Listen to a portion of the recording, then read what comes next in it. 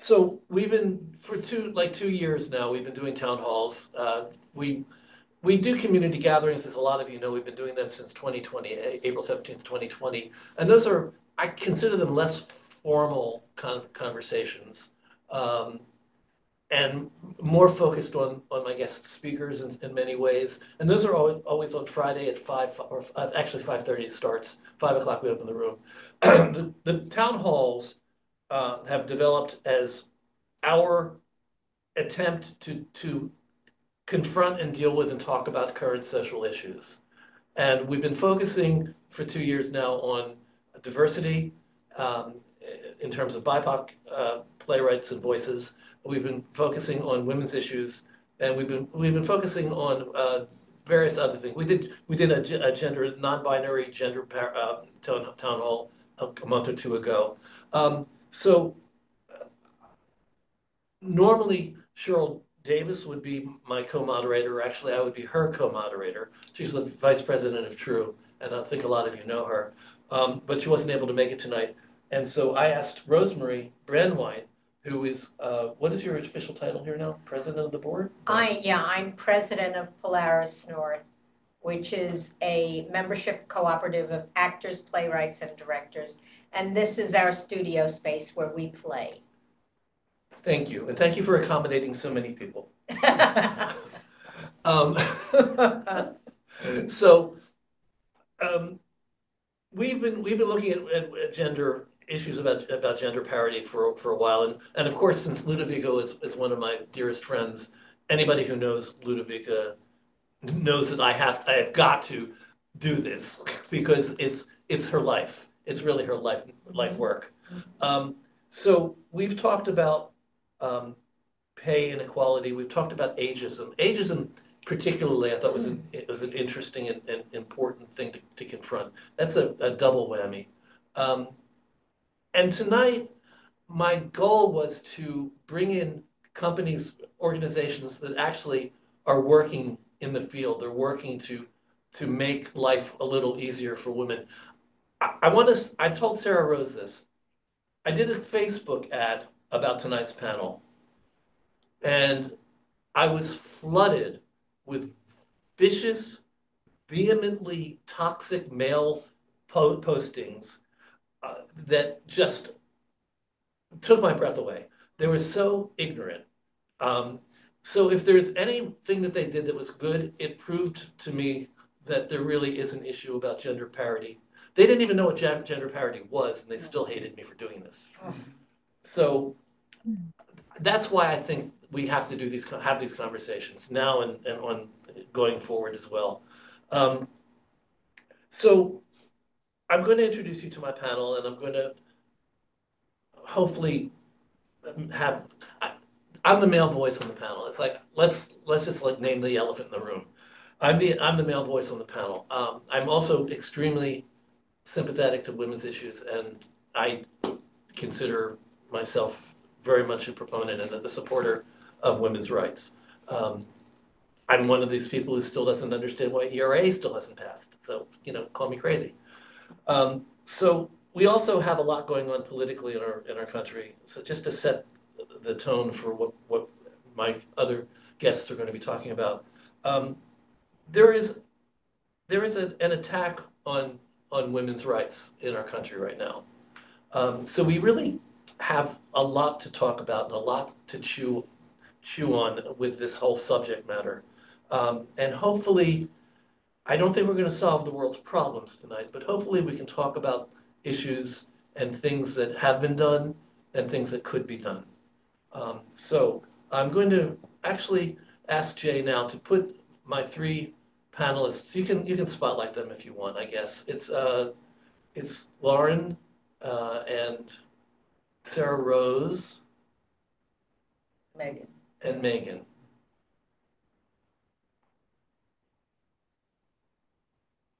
So we'll wait for Lauren. All right. There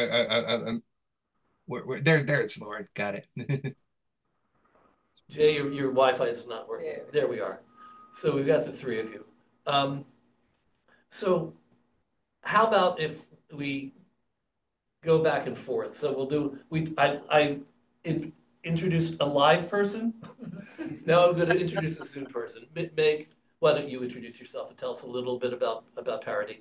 Don't get into too much detail now. We'll come back and we'll go into specifics later. Okay, sounds good. Well, thanks for having me here this evening. My name is Meg Gibert. I'm the producing associate at Parity Productions, and we specifically champion the work of female, trans, and gender expansive artists. Do you want more than that, Bob, or is that sufficient for now? Tell us a little bit about yourself. Sure, absolutely. I'm a born and raised New Yorker. My mom's here. Thanks for being here, Mom. And before working at Parity, my job right before that was as literary associate at Florida Studio Theater. Currently, I also teach public speaking for Cornell University online, and I'm also the social media manager and outreach coordinator in some way. Not so much outreach coordinator for the League of Professional Theater Women. So I'm so happy to see, hi, Lynnie. I'm so happy So to we're see. sort of interstitial here. I mean, I got a lot of friends up there on that. So happy to see so many women here from the League of Professional Theater Women. And my background is as a stage director, and then I have moved more into producing over the past couple of years. So I'm happy to be here. So we're going to move to Lynnie Godfrey. I'm Lynnie Godfrey. My current position is president of the League of Professional Theater Women. I am a singer, a person who moves well,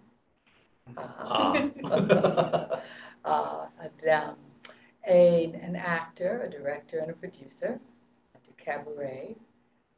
What do you do to keep busy? I am more involved now in the advocacy for women's rights, I think, than I was before I got involved in theater, of professional theater women. And I think that says a lot for me. I always thought that there was work to be done, but I've discovered that there's far more work than I knew. And I'm going to leave it right there. All righty.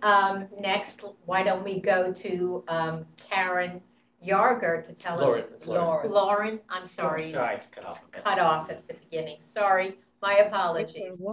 No problem. I'm Lauren Yarger. I'm a producer, playwright, reviewer. I own Gracewell Productions. I've been doing some reading series up here in Connecticut.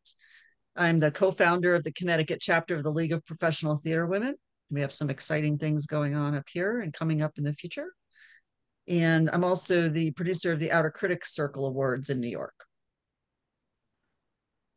I have a question for you and Lynnie. How do the two branches of the League of Professional Theater Women interact? And are there others besides the Connecticut branch? The Connecticut branch is, Lauren, may I? Go ahead. Yes. Connecticut branch is right now the only chapter that we have. And I will say that we are beginning to really develop a stronger relationship, I think stronger than it has been in the past. I am, and was when I was a VP of membership, believe that it is an organization that has a flagship in New York, but that the Connecticut branch is one where that really does show the connection as to how theater is presented in a community and how the outreach works. And it works, I think, in a way that we haven't yet to make it work as successfully in New York. So I'm prejudiced against them. I'm buddies with Lauren, even though finally she smiles. She doesn't like to smile. I'm very, very proud of that chapter and have been invited out there. So I think we are forging new ground is what we're doing. And I think the League in New York is forging new ground. I think a relationship with Connecticut is new. And it is dispelling that thing that women cannot get along. Those myths that it is. It's admiring what does work, admitting what does not work, and then moving forward with it. That sort of is the theme of this whole panel tonight, so that's great to hear. Sarah Rose. Why don't we go to Sarah Rose Leonard? So you can tell us a little bit about yourself. Yeah, hi everyone. And about the Lillys. Yes, I'm one of the co-executive directors of the Lillys. We have been giving out the Lilly Awards since 2010. The executive director and founder, Julia Jordan, just stepped down and handed it to Brittany and I. So we are kind of one of the special projects of the Lillys. Brittany and I co-run Three Views on Theater, which focuses on matching people who have context to shows to be critics. So we cover one show a month, and we have 3 different points of view on that. And we are really focused on bringing in underrepresented genders and people who can really speak to the work, to those shows. So that's where Brittany and I come from. And the Lillys has so many special projects. That's one of them. They also have funded childcare initiatives. They have the Lorraine Hansberry Project. They give out grants for people to write plays. But the main thing they do is the awards, which is giving out awards by committee to women who have been underrepresented and unrecognized in their work. And that's coming up in November. It's now up to you, Danielle. Hi, I'm Danielle DeMatteo. I'm the founder and artistic director of SheNYC Arts. We're a nonprofit organization that fights for gender equity in the arts in New York, Los Angeles, Atlanta, and our newest branch in Dallas-Fort Worth. I won't go into too much more detail per your request, but my background originally is as a pianist and composer. From there, I moved into the producing world. I worked at Two Jansen Theaters on about 6 or 7 Broadway shows there, and then I was on the worldwide producing team at Disney Theatrical. So I worked on Frozen, Aladdin, Lion King, etc. on Broadway and around the world. You ever work with Ken Cornelia? Yeah, I love Ken Cornelia. We do too. We have that in common. And how about Jane Abramson? Yeah, Jane Abramson. Yep, I know her too. Love them, love them. So you had come in with some questions as well, but let's just start by whoever wants to take this first. What do you think has improved over the years in terms of women's place in theater and women's place in the world?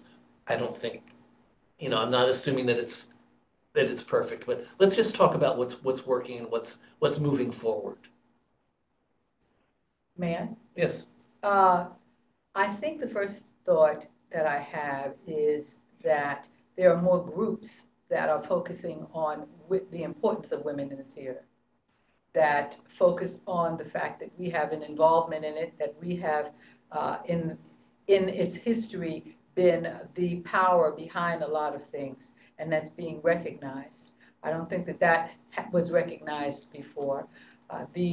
The idea of improvement doesn't sit as well with me. It's like, it's when people ask Black people, don't you think it's better? Well, it should always be better, Yeah. So it's not about being better. It really is about acknowledging. One of the things that I am is I'm an artistic director of an ensemble called Essence of Acting, and that's a group of actors, and we seek out underserved plays and playwrights. One of them is Celeste Bedford Walker, who is here tonight, who wrote an incredible play called Greenwood, An American Dream Destroyed, about the 1921 disaster in Tulsa, Oklahoma. And for years, it stayed underground with a terminology that wasn't happening, with not the impetus to make it a major piece, because she was a woman and because she was a Black woman. And I think that what has happened is that we as women are beginning to get into the position that we acknowledge that there are things like that have happened, and then we act upon it. So that's better. Is it where it needs to be? No, it's not. But it is a change, not even so much an improvement, I would say. It's a change that is happening. Any other thoughts on this?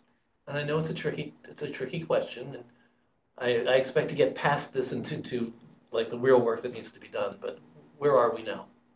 I can speak to that a little bit as well. I think the Me Too movement changed a lot. It did not fix everything. And I actually think there are some ways where we as a society, made big strides in 2017, 2018, and then took a couple big steps back.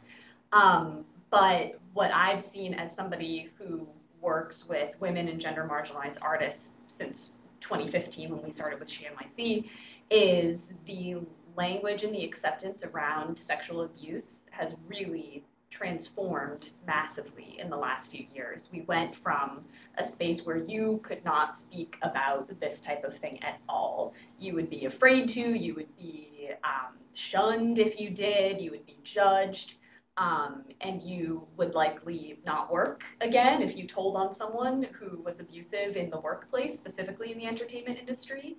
And we've taken a huge stride forward from there to a place where now, people can speak up about things that have happened to them. It's still not easy, it's still not great, but it's a lot better than it was before. So when I think about the changes that we've seen over the last few years, that's definitely the biggest thing that comes to mind for me. And that's something that has such a huge impact on women's careers in the entertainment industry, because so many of them would have something like that happen to them and feel like they're forced to leave. And can't work in entertainment anymore. So that's my positive. May I also, I agree with that. And also what I agree with is the fact the education of that for women to find out what voice that they have. Yeah. The requirement that you have to take these I don't know what you call it. Sensitivity training. Thank you. The sensitivity training. Yeah. So that people, you know what your rights are. Women are learning through that they have the right, that, even as an immigrant, you have a right to say something when you are being abused, that you won't be deported because you reported. Those things are information. The strength of information is very, very important. And I think that women are learning that the rights that they have through all of that. So yeah, I agree. Sort of to piggyback off of Bob's question, clearly there are some improvements. So how are you measuring success these days? Maybe we can get somebody on the Zoom screen. I can go. So last year was the first year that we have reached parity in the productions by playwrights all over the country. So it was the first year is about 50-50%. We've been doing something called the count with the Dramatists Guild, where we count what percentage of writers make up which racial and gender groups across the US. And last year was the first year it was reached. And as Julia, our founder, would say, shame works. I don't know if I totally agree with that, but I do understand the power of publication of data. And I think I'm a dramaturg and producer myself. And when I was a literary manager, I had our artistic director walk up to me and show me, the publication from the Kilroys and the Count and say, what do I do? And it's really just about increasing the awareness that there is an inequality to right that wrong in the little ways that we can in our respective communities. So I do think there's more awareness. But there does still the added step of awareness of bias and challenging what you're reading and who you're talking to when you're looking for what plays to produce. That's ongoing work, right? But I do think it has gotten much, much better. Any other? I just wanted to make an obvious statement that in some ways many of these issues are a little different. There's more improvement probably in theater and the arts than there are in other areas of our society. I think that there have been massive backward steps, particularly in the past year or two. But it's good to know that we're in a community that is at least doing the work. And I can also pipe in and say that, if that's okay, that statistics are a wonderful way to continue to analyze how we're doing and where we are. And without them, we wouldn't have any sense of it. But it's also, I think, something that we need to challenge ourselves with, that data has an agenda. And everyone, for the most part, who creates data is doing so for a specific reason. So there's a lot of statistics and there's a lot of data out there. And I just want to use a quick example. Playbill issued a really enthusiastic report about how this is a historic year for women on the Broadway stage, in that 30 out of 38 plays, 16 have been directed by women this season. So almost half. But then at the very, very bottom of that study, they said, oh, and 7 of them were written by women, right? So there's also always a way to frame data in a way that will speak to whatever you want to be achieving with that data, right? So I think that's also something interesting to consider in terms of how we culturally, society, evaluate where our progression lies.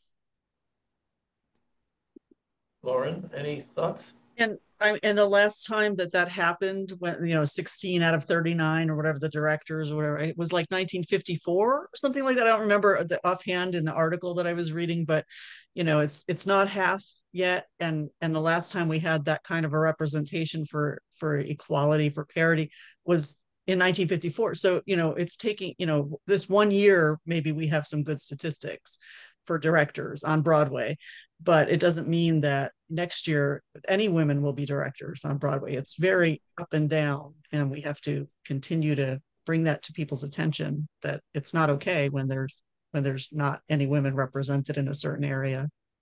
Does anybody know any statistics, forgive the word, but about leadership in regional theaters around the country? It was very bad the last time I looked. I have a very old statistic from probably 10 years ago where somebody counted and found that they were artistic directors around the country were 80% male. I believe it's changed a bit since then. If maybe somebody else has more updated numbers. When you say regional theaters, are you saying regional theaters that are unionized, regional theaters that are in communities? What level are you talking about? Well, I would like to be talking about all of the levels. However, I think that what people usually are looking at are the Art New York, not Art New York, the regional theaters. What's it called? Lord theaters. I think people think of the Lord theaters. I have to say that if you don't consider that level, if you consider probably more grounded level, I found that the theaters that survived the pandemic, the theaters that were homespun, and I guess a lot of them were theaters of color, they were run by women. They were run by women because women know how to run a household. So they applied, household in disorder. Yes, and so they applied those things to it. They may not be as sophisticated as some of the wonderful Lord theaters that we're used to talking about, Long Wharf and all those are wonderful, but they're smaller, they're community-based, and they have longevity. They have been around for a very long time. They don't get the recognition that they should get, maybe because they're not of the standard that people consider. But they're not as visible, right? Yes, basically. But the fact is that and Celeste can attest to it, that there are more women who have run these theaters over the years, 10, 15, 20 years, that these theaters have consistently served their communities and served, I believe, the purpose of bringing theater to communities where the more sophisticated theaters were out of their price range and out of maybe their locality range. So I think that there's another demographic that we don't consider when we say, what about regional theaters? There are a lot of theaters that don't get that, again, are underserved and unrecognized. I think that another big difference to point out is that the regional theaters, the Lord theaters, are the pipeline in the commercial world more than the smaller theaters. And what we tend to look at, and when we're compiling these statistics, is Broadway. It all feeds down to Broadway, feeds up to Broadway. So I think it would be useful. I think it would be good to somehow get the word out about more women who are running theaters, even if they are smaller theaters. I don't think that would change the needle, particularly when we're talking about the influence in the theater industry. I think it's the Lord theaters that have the influence, and it's the LORT theaters that are deciding which plays that they're going to do. So it's the LORT theaters who are the gatekeepers that are not necessarily letting in women. It may not even be conscious, but they're not letting in women artists and women playwrights. I do think also, just as a personal feeling, I think that women directors have a little bit more respect than women writers, which is not the way it should be. But I'm just saying, I think that the directors are actually building more momentum, and the writers are still sort of doing their best to get heard. Thanks to some of you ladies, they are getting heard. So, I'm me, who swore he wasn't going to talk. No. All right. So I do have a question for you. You know, something that you alluded to at the very beginning. There has been a terrible pushback with regard to diversity, equity, inclusion in society at large. How has that altered your approach any? Have you doubled down? What have you done to sort of navigate this negativity that is now inculcating our society once again? How are you navigating this? Oh, were you gonna go? No, you go first. and the ladies on the screen are welcome too. One thing that we do at SheNYC is starting these other branches in these other cities. And I think that that's a huge part of building sort of a holistic diversity, equity, and inclusion program in the arts going forward, because living in New York City is really, really hard. It's really expensive. If you have a disability, it's almost impossible to navigate. And so we have to go where people are and give them the resources that they need where they physically are before they can then have, you know, the resume credits, the savings, or the wherewithal to be able to move somewhere like New York. Anyway, I was just thinking about that when you were speaking about a lot of local theater being homegrown. And we've sort of done something in New York where we've kind of evaporated that idea, but way back in the olden days, you know, like ancient times, theater was supposed to be something that was local, something that was in the neighborhood, something that involved people who happened to live near there. It was a gathering place for people to come together and talk or share their feelings about things. And we've kind of lost that. We're now in this space where Broadway sets the tone for everyone. You try to get your show to Broadway, and then the shows trickle down from Broadway, and they go to these LORT theaters across the country, they go to these regional theaters, and everybody in the whole country has to consume the theater that we make here in New York. And that's not how theater is supposed to be. It's supposed to be something that is relevant to people's local communities, their daily lives, the things that are important to them. So that's not the whole answer to your question, but it's just one small thing that I feel really strongly about, is meeting people where they're at and making theater local again. And that's a great point. I'd like to just tag on to that, the fact that I think it was a little bit better in New York when Off-Broadway was thriving.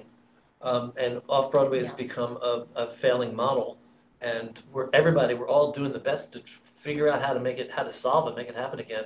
But that's why I talked about the regional theaters as being the pipeline. Off-Broadway used to be the pipeline. It's just not anymore. Everything has to go to a regional theater and find its way maybe in a developmental path to New York. Although I do tell everybody who comes through True that Broadway is not the only place to go with your show. It truly is not. It's so very interesting. I remember being in school, and I studied, thank God, with Lloyd Richards. Oh. And I really do mean thank God. And Lloyd used to say, if you believe that if you believe that New York City is not the only place where you can do theater, you will work all the time. But there are people actually who will never leave the city, who even if a Broadway show is going national, they don't want to leave the city for that. There are those who really believe in that, And I have total respect for them. I may not agree, but I think also that there's a mindset of intimidation, and people become they feel a lack of respect if they don't meet the level that is expected on Broadway. They feel that people look down on them, and therefore they strive in their areas, but they don't strive. We have not made it safe for them to come out of that area and present other things to us in the city area. And if nothing else, theater is supposed to be a safe place for creativity. And I think that is what we have. Some of that we've lost. We've lost that feeling that it's very intimidating and very condescending, that New York is theater, and that's what theater is. It's New York. And having been here, having been on Broadway, I think that it's a wonderful place. But when people say to you, how does it feel on Broadway? I said, the same way it feels every time I hit the stage. It's, if you must bring Broadway everywhere, then everywhere I go in America is a representation of that level of theater. But it's not regarded like that all the time. Don't let me. Lauren, I wanted to ask you, because Lauren, you spend a lot of time producing on a different level, not at a Broadway level, but in Connecticut, you have all these opportunities that you're offering for new work. Yeah. How do you feel about what you're doing in Connecticut, and is it supporting the development of women artists? Yeah, definitely. I think these reading series that I've been doing have really filled a gap. I think when we came out of the pandemic, people were not ready to return to the theater. It's very expensive. It's very expensive to do theater these days. It's not as simple as it used to be. We have a whole different format. We have to figure out what we're doing still. I don't think everybody is just on solid ground yet. And so these reading series sort of were a in-between opportunity. Got people back in the theater in a more flexible environment, and got people back on stage working, got new works up on stage, and they have kind of developed into their own thing now. So when you think of a reading, when you have a reading of a play, it's not like that. These are sort of a level of staged reading that they've come away from these readings feeling like they've seen a performance. So it's like at a different level.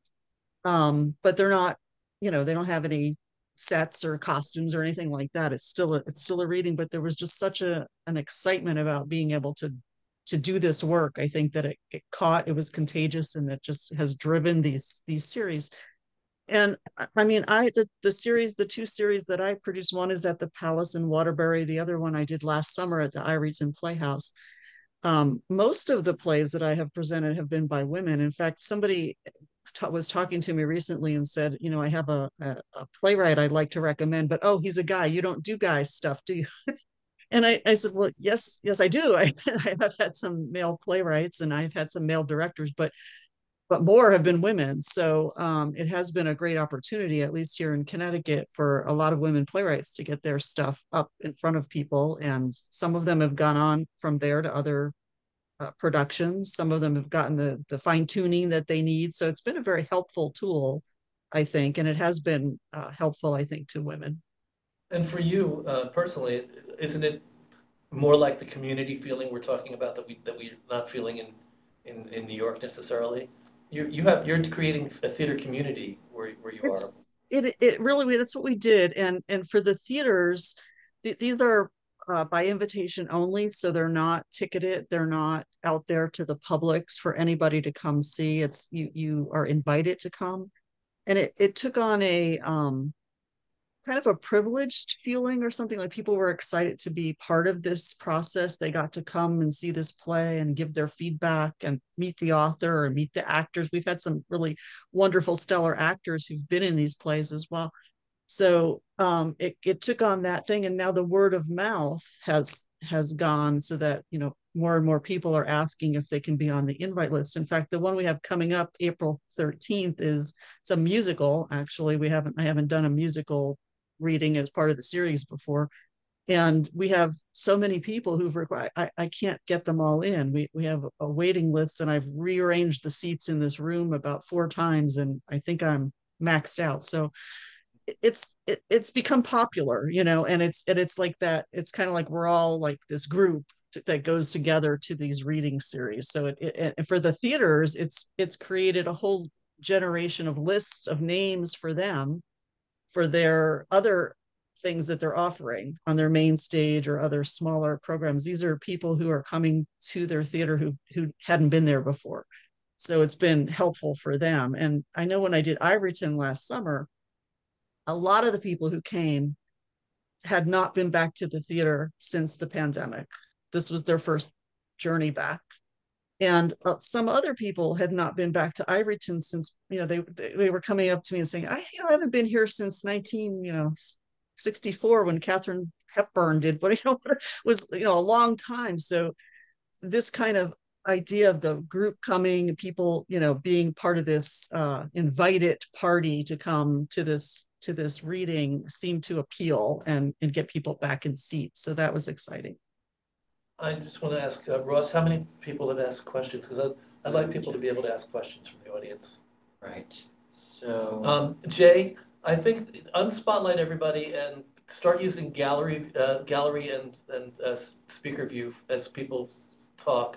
That way, anybody in the audience who wants to ask a question, we can actually hear them and see them ask a question. we just have a hand. We had a hand raised. Hand raised. Backlinks. Okay, hand raised. So from Beth Hurley.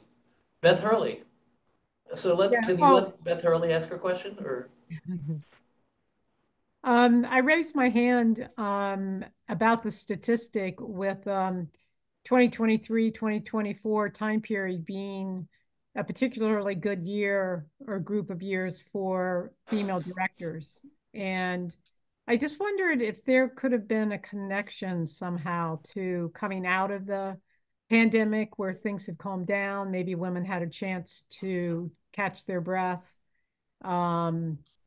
maybe think a little bit about their careers, and then they emerged right after the pandemic and in that kind of capacity. Or is that just, am I making all that up? In other words, does anybody know why this recent time period has been so good for female directors? I don't think anybody knows, but people can hypothesize. Yeah. Any thoughts? I'll just thinking, I'm in my mind going through all the shows with women directing or writing this year, and anecdotally, I think that obviously you plan for many years before you take a show to Broadway. And so when COVID hit, that pipeline got stopped. And so there was a lot of built up material that people would have brought to Broadway over 2020 and over 2021. And instead it all had to kind of go on pause. And so then there was this backlog of all of these shows that people had been planning to bring to Broadway, but they hadn't had a chance to in the last few years. And again, very anecdotally, and just my opinion is that I think, you know, women-led projects tend to be more resilient. And I think a lot of women felt like, you know, this was my one shot to get to Broadway, so I'm not gonna throw it away. So when I think about all the women who I know are leading projects on Broadway right now, I kind of think that's kind of the subtle undertone of this year, is that women are not just going to give up and say, oh, well, COVID hit, so I'm not going to bring this show, I'll wait for the next one. They're much more determined to actually get there. I think that's very interesting. I could believe that. I could too, I'm not sure. I was just winging it, but. Yeah. Any other thoughts? If we figure it out, we should keep replicating it. I like to point out the like the circles rise together. So I think a lot of women lift each other up and create ripple effects. And like I said, awareness. And so there's the insistence and resilience that you've been mentioning, but also the insistence that we are here to stay and that I'm going to tell you about 5 more women who are amazing. And I think that just creates a really positive ripple effect. And then also, you know, on Broadway, at least once one woman proves that she can direct a Broadway show, she's going to get more because no one else believes another woman will be able to do that. And then she'll get exhausted and burn out and want to leave. And then there'll be room for another one. It sucks. Like, it's not a great system, but there is the trust once you have directed on Broadway that you'll do it again. So the more women are in that a special club of women directors on Broadway, they stay there if they want to, and if they can, which we make it really hard to stay. But theater, to me, at least from what I've witnessed, is all about endurance, like we've been talking about a lot.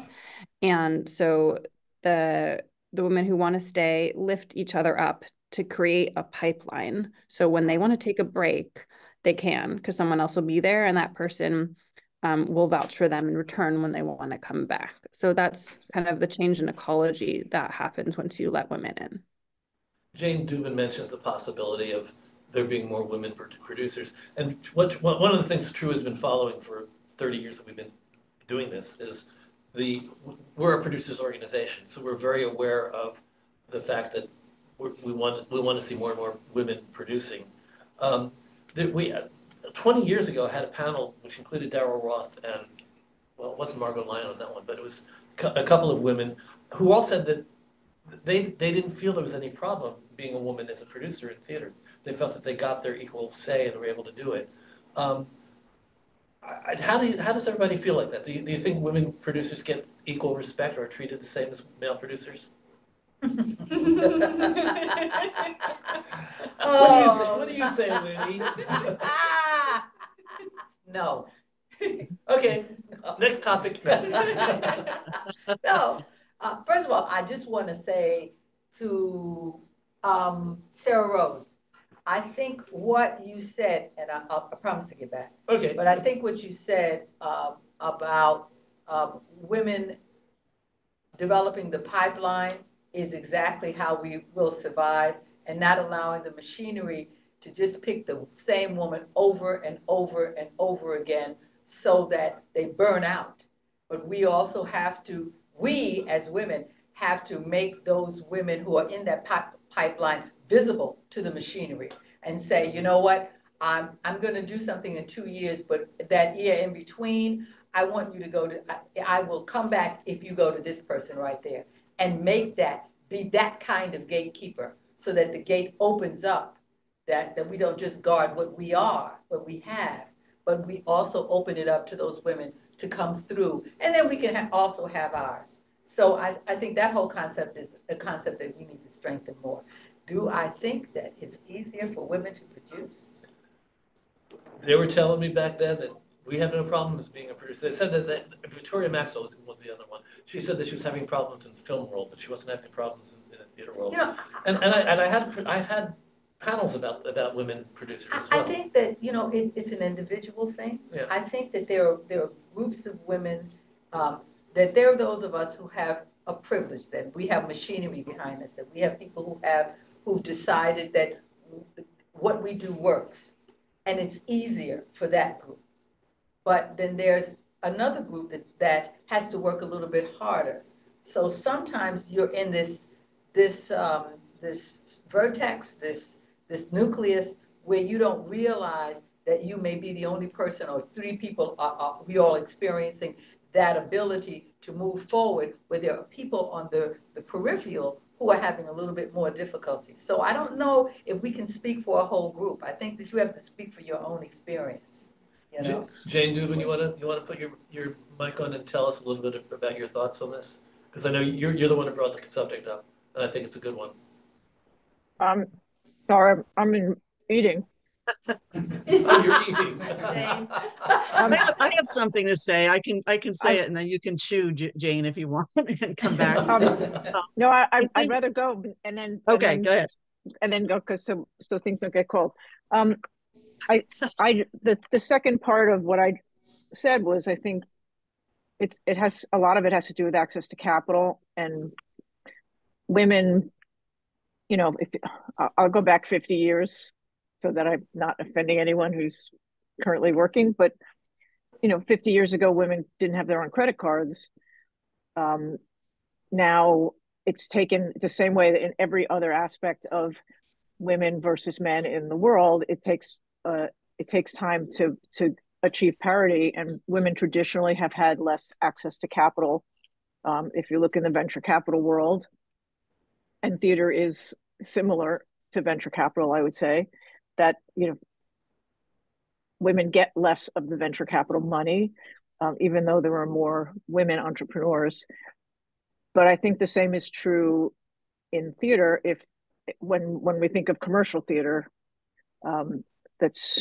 more women are lead producers now than ever before, which may be the reason that there are more women directors, more parity, not full parity, but more diversity and equality and those things in teams, because women are that's more of what they do, and it's less of an old boys network.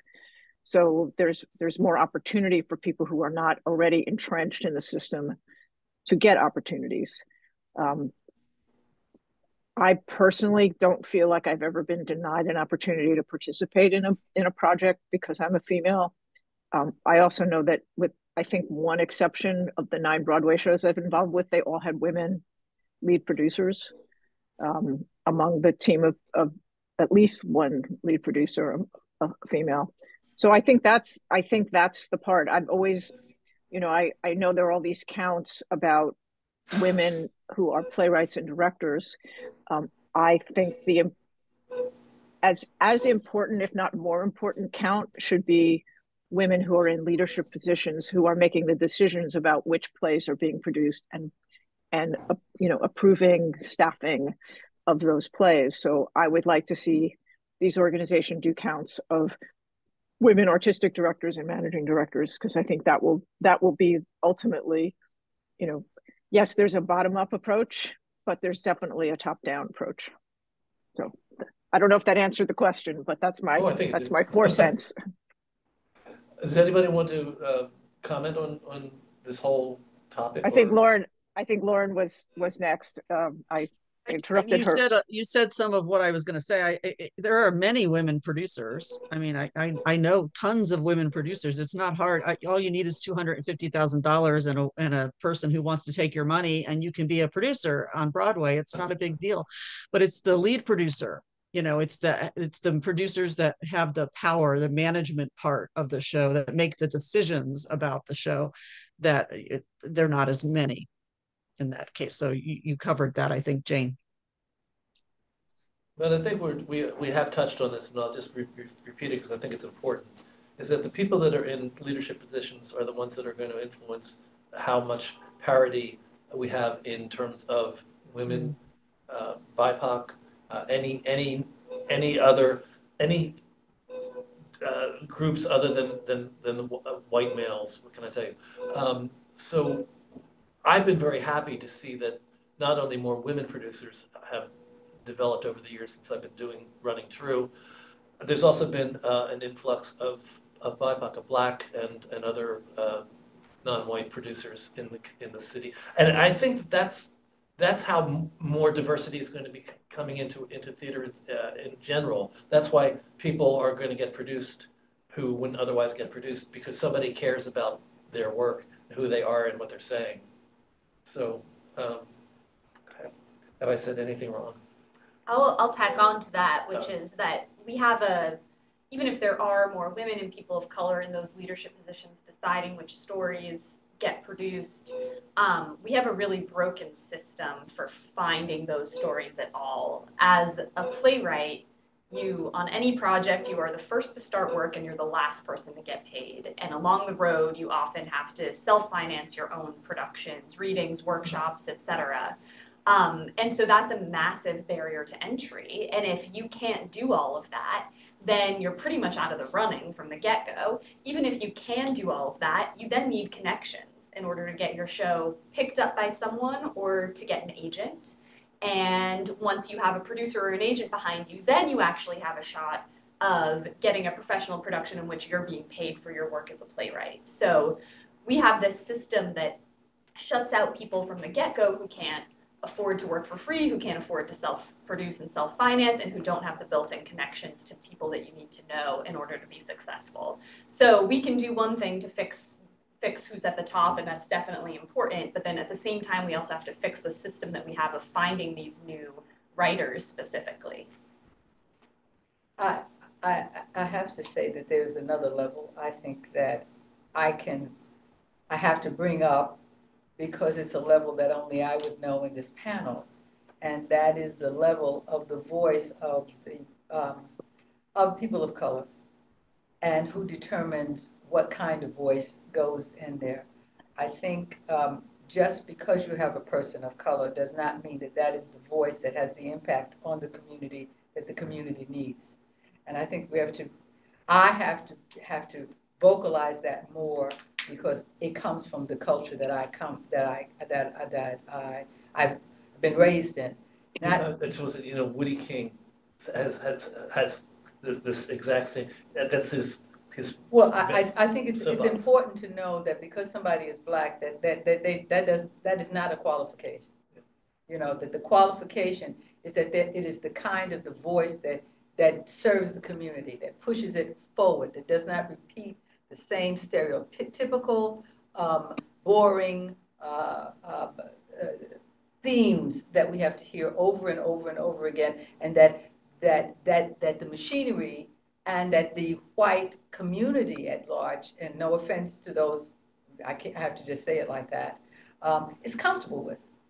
Did you see American Fiction? I have not seen it. No. It tackles that. Well, I know it. I know of it, and I'm getting ready to go to a screening of it. But yes, it is one of those things where, along with the issues that you're talking about, heaped upon it is the fact that there is a factor in this industry that determines what it is that I have to see, and I should be okay with it, because you should go to see it because Black people are in it.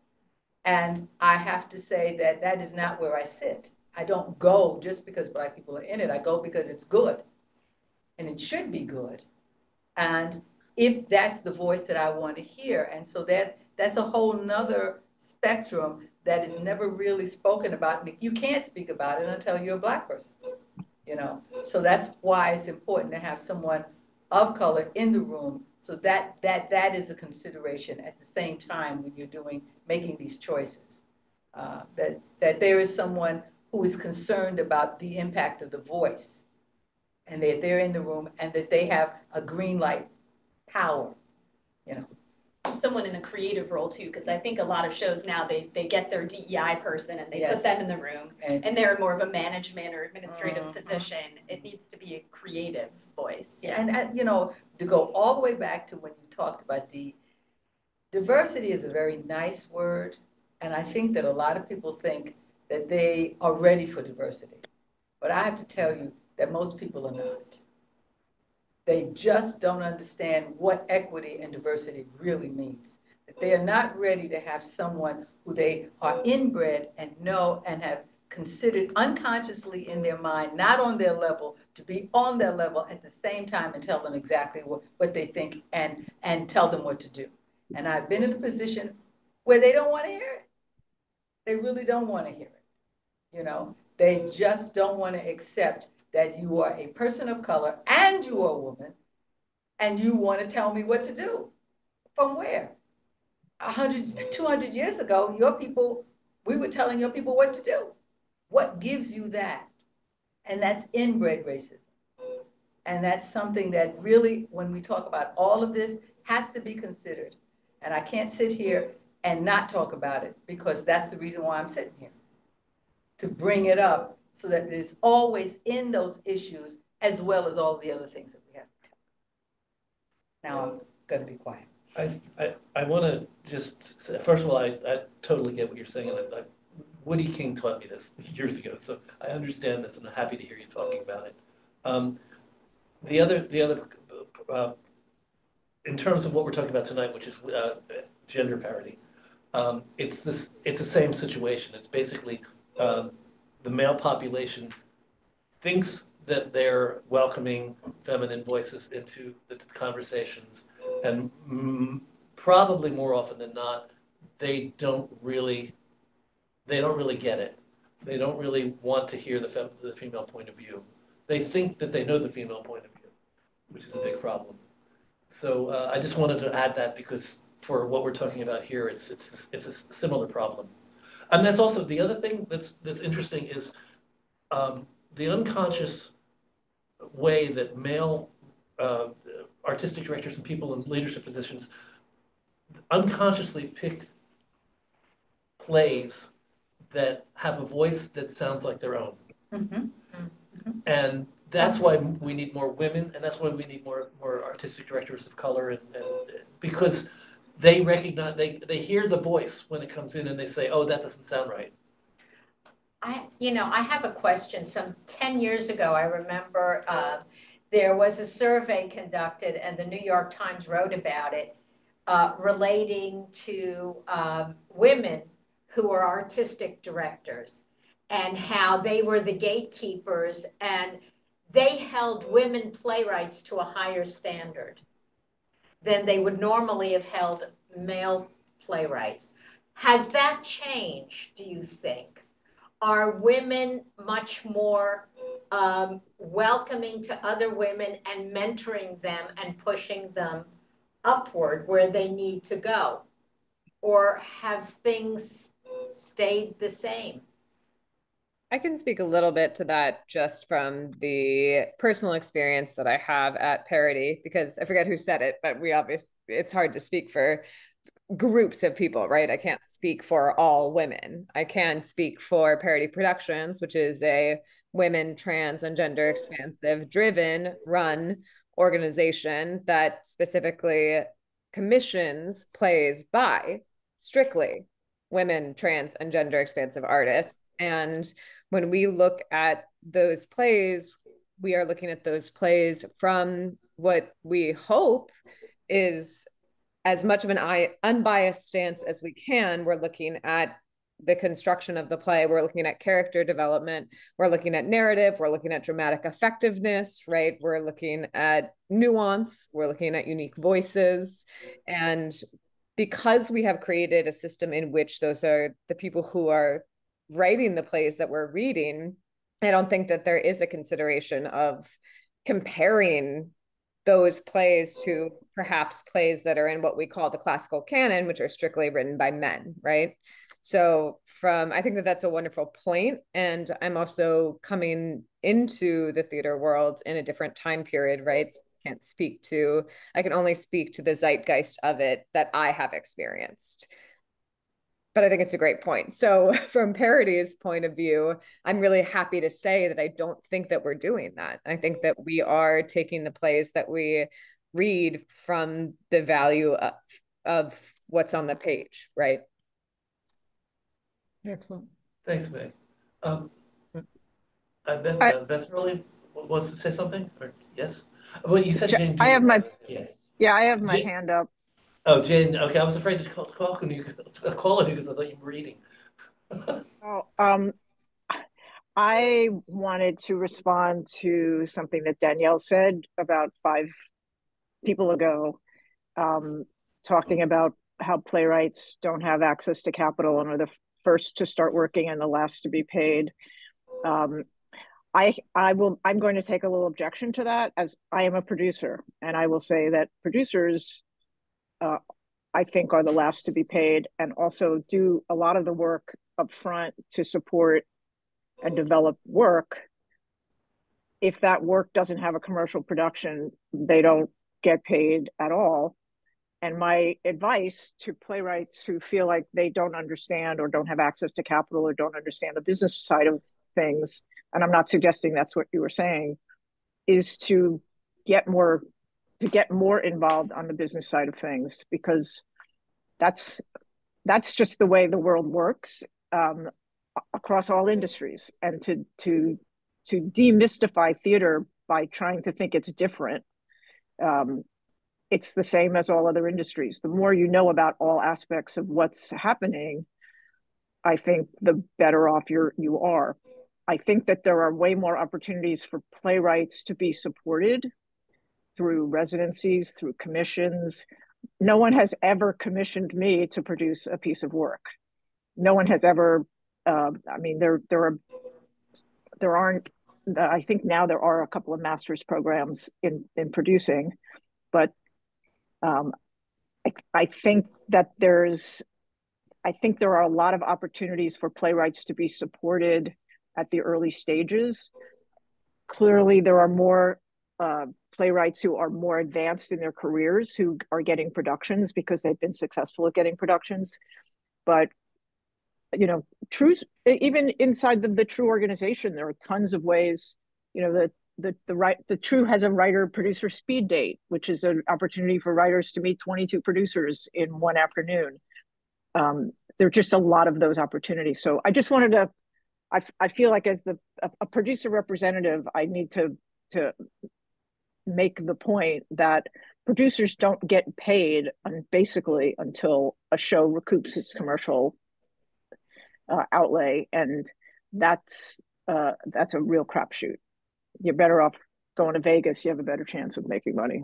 So anyway. Well, I think what I'm hearing, if I can also just piggyback on that, Jane, is that everyone has their experience with the challenges that are facing women in the theater. And also, just to tie it back into what Danielle said and Lynnie said about the systems that are in place and the access. That Avika and I were talking before this panel, and by the way, she wishes she could be here and says hi, Bob, about the fact that we could keep this panel going for 7 hours and then years and years and decades, because it's also so systematic and systemic down to who has access to theater classes when they are children, right? And whose parents have the money to take them to the theater, and whose parents say, yes, go be a producer, go be a playwright, go be an actor, and how that also, you know, and theater is a mirror for the world. So how do we, you know, it's another reason why I think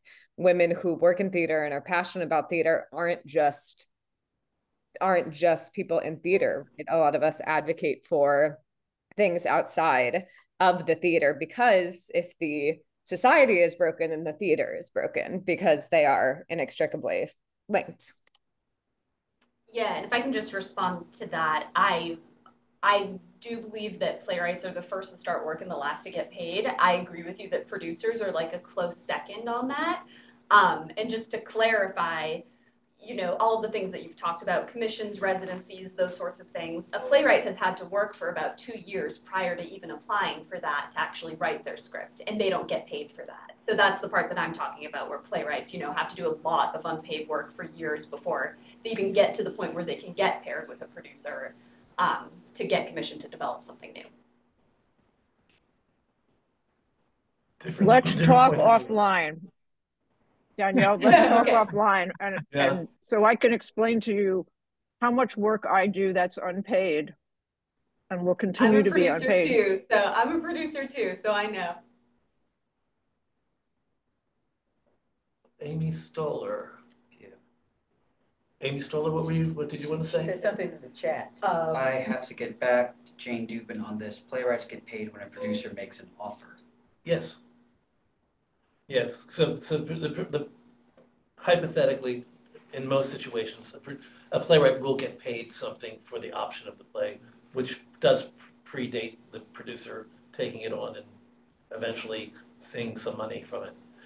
I know just right, but the playwright has had to write the play. I'm a playwright, so I'm sympathetic. Right. So that's what I'm saying. Is the playwright has to write for years before they even get that moment and have of a that track opportunity. record. Yes, and have a built-in track record, have an agent, have connections, all the things I already listed. There are more opportunities for producers to become part of productions than there are for playwrights to actually have their plays produced. Is maybe another way of looking at it. Yeah, for sure, yeah. So Do we have any other questions in the room? Do not in the chat. Beth Hurley wanted to say something. Oh, Beth Hurley. Beth Hurley, did you want to say something? No, actually, no, just this has been very, it's been a wonderful discussion. I have learned a lot from all of you. I don't have a question, but I like the concept of trying to see how women are being included and where this is all going. I think it's really a worthy initiative. And there's certainly many women out there who are incredibly talented who will benefit from the work that you're putting in. It's really nice. Well, talking about where things are going, I'd like to ask each of my panelists, each of my speakers, each of my co-hosts. I call you co-hosts because you're like welcoming the community to come in and have conversations with us. What would you want to be able to do? Forget what you can do. What would you like to be able to do with your company that would make a big difference in terms of what the opportunities and parity in general for women? Anything, any secret plans that you had that you wish you could put into position, maybe?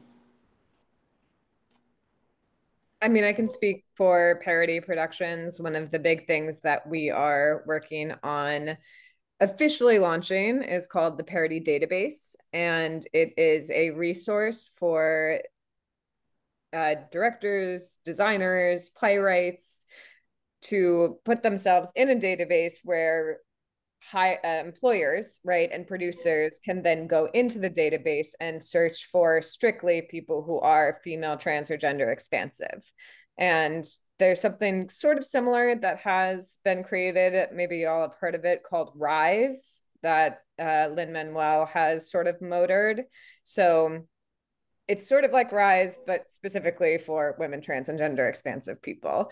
And the idea is just that Parity's as a company is trying to create more diversified resources. So Parity staffs all of their productions from playwright to designer to crew to everyone with 80% female, trans, and gender expansive people. And we're trying to convince and help the rest of the theater industry do the same. So the idea behind the Parity Database is to make that easier so that there is more equal opportunity and potential for access. And what do we need to do that? We need capital, right? Always going back to capital, which is scarce for the theater right now, especially for small companies. And we also need visibility. So the things that we're working on is getting towards those two things so that we can launch this and have it be a good resource. Lauren, you're in a somewhat different situation, I guess, in Connecticut. League of Professional Theater Women in Connecticut. What would you like to see happen and develop and grow in terms of your branch of the league? Well, I'm glad you asked. We actually have plans to create a statewide women's theater celebration next March during Women History Month. And we will have different moving parts of that, but we will sort of be the hub for everything taking place with women in theater during the month of March. And we're absorbing the Ivoryton Playhouse Women Playwrights Festival. They had done that for the last 6 years before the pandemic and then after. They are no longer able to support that. So we are taking that on, and we're going to be doing that in a little slightly different form and expanding how many stages those plays get put on. So I think it's definitely going to increase visibility for women in theater in Connecticut for sure. And it's going to be a way of reaching out to more women. Right now we're sort of in touch with about 300 women in theater in Connecticut. And we know that that's only touching the surface. There are just so many more. We just haven't had the opportunity to connect with them. And we still do events and find out from women, they say, oh, wow, that sounds great. The League of Professional Theater, how can I get involved? We've been here for 8 years, So I think this is going to be a larger and more visible way of letting people know we're here and that we have support for them and opportunities to get their plays up and done and get them directing them and just having women more involved in many ways with all of the professional theaters in Connecticut. I think Meg, you have to leave? Is that what's happening? We're losing Meg. Yes. My grocery store closes at 9, but thank you so much for having me. Have a good night, y'all. Thanks, Meg. Bye. If I may, yes.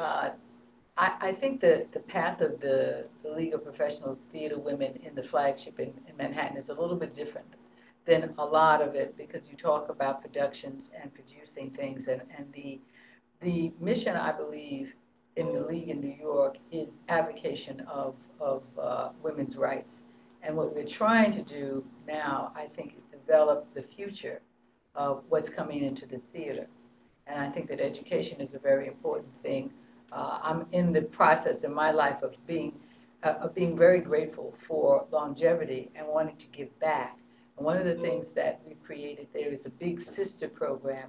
And the first thing that is happening is that we partnered with the University of Oklahoma to do a panel of professionals in the League, and have their young women are going to Zoom with us in April. I think it's going to be the 24th, and their alumni, to explain to them what it is to be a professional in this business, to prepare them to coming into this business. And I think that whole, to start early, as we start early with our children in grade school, to start early with young women who are sophomores, juniors, and then eventually seniors, to explain to them what it is like to come into this business and what those responsibilities are. And that's one of the things that I think the advocacy of the arts community that the League is beginning to focus on, more than the production part of it, but the longevity part of it, to bring good citizenship into the theater community. So that's one of the programs that we are implementing and starting now, and hopefully we'll do that to places in New York like NYU and Baroque and Hunter and all of those places that have young people who are thinking about the theater. And if they don't want to be playwrights, if they don't want to be actors, they don't want to be set designers, if they want to be supporters of the theater, it is also an education for that, because the theater, the way that we want it to be, will not exist unless we educate these people from the very beginning, and don't expect them to know it coming in, but you have to be taught. You have to be, what is it, South Pacific? Carefully taught. Oh yeah. You have to be taught. So that's one of the things. We want to cure that kind of carefully taught. Yeah. We want to do something about the that. other kind, you know. But really letting them understand the evolution of what the theater is going, what it was, what it is, what we hope it to be. And that's a communication. And we don't have it with the younger generation. And that's one of the things, the League is a multi-generational organization that is about advocacy and not about producing, but about servicing the community. And that's one of the things that we're trying to really reinforce in this, next year and a half that I'm in this position. It's a necessary need, because you have to cultivate future audiences as well. Exactly. Otherwise, the theater will die. Exactly. It's just like churches. If you don't bring in young people in your church, then you have a church, and you look, and there's one generation that's there, and that generation is slowly leaving, and their donations are dying. Well, the same thing happens with us. If we don't cultivate it, we won't have anything to pass on. And we have to pass it on. We have to stay still long enough to pass it on, so that there's a respect for what has come before them, and so that they understand the history of theater. There's so many people that I say names in the theater, and they don't know who I'm talking about, But we also have to make it financially accessible. Absolutely. To everyone, because that's what's been lost. That's what happens. I remember when I was a college kid, I saw theater on a regular basis, because it was accessible, affordable. I could get student rush tickets. Yes. I saw the best things imaginable. The best people imaginable. The memories are incredible, aren't they? Yes. They're absolutely incredible. But, you know, along with that, we have to make that change happen in our industry. And we have to do it. Because again, I say, if it's for us, and I say it about Black people, I say it about theater people, if we don't do it, we can't expect anybody else to do it. We have to take on that responsibility. We have to go to our senators, our congressmen, our whatever we have to do and say, look, this is what we need. We are an important impact in this society. And you need to pay us attention, or we're going to determine whether you keep your position or not, because we are the voting public. So there's a power in it that we have to recognize that we have ourselves, and we haven't recognized that yet. And we need to recognize that. And I'm finished. I want to actually, this will be actually a wonderful place to stop because it's very positive, but I do want to give you a chance to talk about Polaris, because Polaris North certainly has a supportive community of women. I know you have men and women in it, but I think that you are very conscious of the need for parity.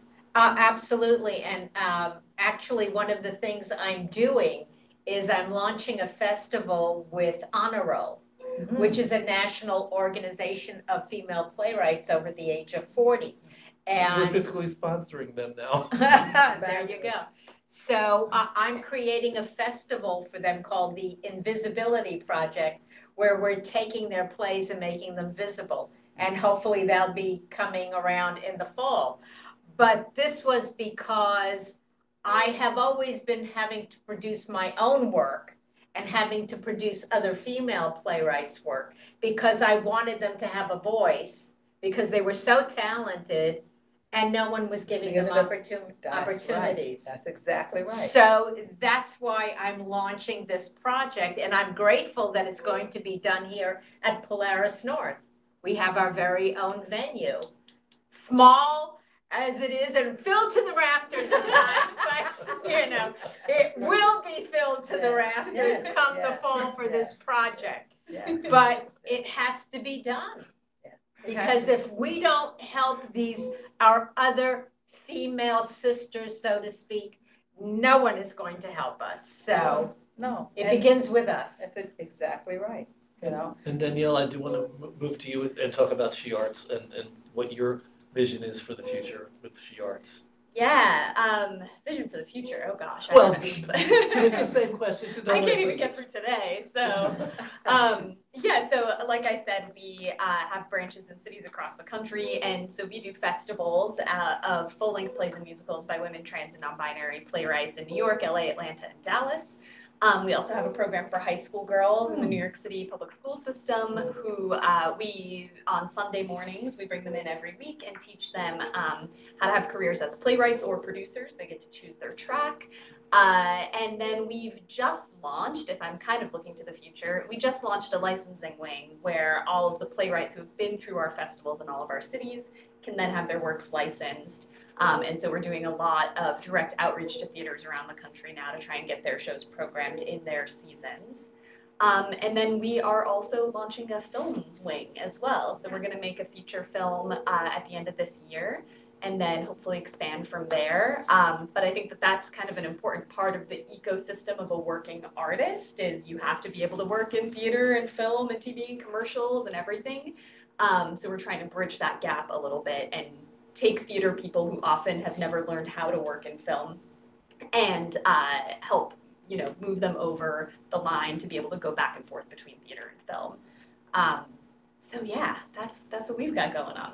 Well, I was hoping I would get answers like this. I was hoping that there were people on this panel that were moving forward and looking ahead and thinking of ways of making it better. Because as we said at the very beginning, yeah, some progress has been made, but we're not there yet. So hopefully we'll be getting closer. We'll see. I don't think our Supreme Court is going to help it. No, not necessarily. No. But but that shouldn't stop us either. We have to be relentless. Just the way you pursue your career, you have to pursue all these things. You must be relentless. It has to be a vision in front of you that is bigger than our individual careers. It's bigger than anything that you can achieve alone. It is that whole thing that has to happen for us to be able to look back when when I'm in a chair and I can't move and say, we're still here and it's still happening. So Jay, I'm going to ask you again to unspotlight everybody and put on gallery view so we can say goodnight to the people that are visiting with us from Zoom. Or is he not there? Should be. Hello. He doesn't know how to do Hello. this. Yeah. I've got it on gallery view. Oh, so nobody's there. It's just us guys. No, it's shouldn't. Yeah, you have to unspotlight everything. No, they're still there. I'm here. Yeah, they're still there. So how do we get people back? Oh. Got it. Okay. Now we have. There